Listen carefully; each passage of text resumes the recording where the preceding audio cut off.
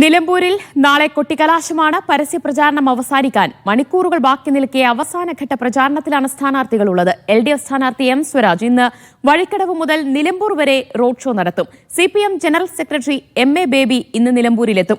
നിലമ്പൂർ മുനിസിപ്പാലിറ്റിയിലും മൂത്തേടം പഞ്ചായത്തിലുമാണ് ഇന്ന് UDF സ്ഥാനാർത്ഥി ആര്യാടൻ ഷൌക്കത്തിന്റെ പര്യടനം. വഴിക്കടവ്, പോത്തുകൽ പഞ്ചായത്തുകളിലാണ് PV അൻവറിന്റെ ഇന്നത്തെ പ്രചാരണം. വിവരങ്ങളുമായി നിലമ്പൂരിൽ നിന്ന് സെയ്ഫ് സൈനുലാബ്ദീനും മുഹമ്മദ് അസ്ലമും ചേരുകയാണ്. സെയ്ഫിലേക്ക്. സെയ്ഫ്, അവസാനഘട്ട പ്രചാരണത്തിലാണ് സ്ഥാനാർത്ഥികളുള്ളത്. നാളെയാണ് കൊട്ടിക്കലാശം.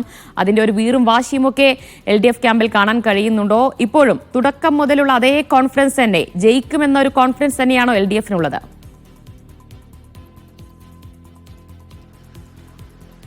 LDF ക്യാമ്പ് ആദ്യം മുതൽ എന്താണോ പറഞ്ഞുകൊണ്ടിരിക്കുന്നത് അതിൽ കുറച്ചുകൂടി ആത്മവിശ്വാസത്തോടു കൂടിയാണ് ഇടത് സ്ഥാനാർത്ഥിയും CPMന്റെ സംസ്ഥാന സെക്രട്ടറി അടക്കമുള്ള നേതാക്കൾ സംസാരിക്കുന്നത്. മുഖ്യമന്ത്രി പിണറായി വിജയൻ ഇന്നലെ അവസാന പൊതുയോഗത്തിൽ പറഞ്ഞ് അവസാനിപ്പിച്ചത് ഇവിടെ സ്വരാജ് ഉറപ്പായിട്ട് ജയിക്കും, അമിത ആത്മവിശ്വാസം പാടില്ല, കാരണം വരും മണിക്കൂറുകൾ നിർണായകമാണ്, അടിയൊഴുക്കുകൾ ഉണ്ടാകുന്ന സമയമാണെന്നാണ് മുഖ്യമന്ത്രി ഉദ്ദേശിച്ചത്. അത് ജാഗ്രതയോടുകൂടി കൈകാര്യം ചെയ്യണം, ജയിക്കും എന്ന ആത്മവിശ്വാസം മുഖ്യമന്ത്രിയും പ്രകടിപ്പിക്കുന്നുണ്ട്.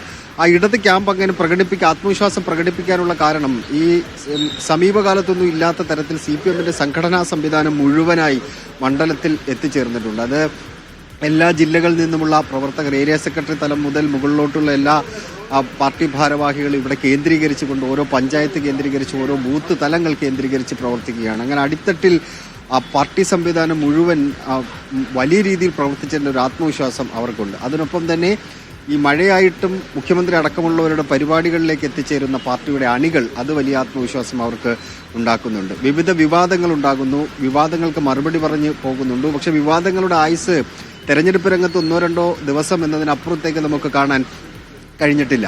അങ്ങനെ വിവിധ വിഷയങ്ങൾ ഉണ്ടാകുമ്പോൾ അതിന് മറുപടി പറഞ്ഞു പോവുക, അതിനൊപ്പം തന്നെ സംസ്ഥാന സർക്കാരിന്റെ വികസന നേട്ടങ്ങൾ പറഞ്ഞുകൊണ്ട് വോട്ട് പിടിക്കുക, സർക്കാരിന്റെ പ്രവർത്തനങ്ങളുടെ വിലയിരുത്തലാകുമെന്ന് നേതാക്കന്മാർ പറയുന്നു. അങ്ങനെ വലിയ ആത്മവിശ്വാസം പ്രകടിപ്പിക്കുന്നുണ്ട് ഇടത് ക്യാമ്പ്. ഇന്നിപ്പോൾ ദിവ്യ, സ്വരാജിന്റെ പര്യടനത്തെക്കുറിച്ച് പറയുകയാണെങ്കിൽ വഴിക്കടവ് പഞ്ചായത്തിലാണ് സ്വരാജിന്റെ സ്ഥാനാർത്ഥി പര്യടനം ഇന്ന് നടക്കുന്നത്. രാവിലെ LDYFന്റെ നേതൃത്വത്തിൽ ഒരു റാലി, റോഡ് ഷോ തീരുമാനിച്ചിട്ടുണ്ട്. അത് സ്വരാജ് ഫ്ളാഗ് ഓഫ് ചെയ്യും. വഴിക്കടവ് മുതൽ നിലമ്പൂർ ടൗൺ വരെ ഏതാണ്ട് ഒരു 20-22 കിലോമീറ്റർ ഉണ്ടാകും. ഇത്രയും ദൂരം ആ റോഡ് ഷോ സംഘടിപ്പിക്കുന്നുണ്ട്.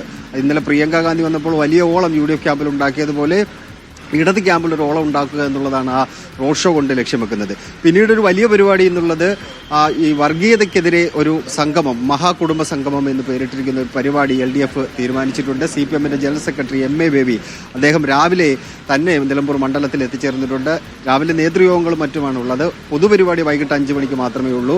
അത് 46 കേന്ദ്രങ്ങളിലായിട്ടാണ് ആ പരിപാടി തീരുമാനിച്ചിരിക്കുന്നത്.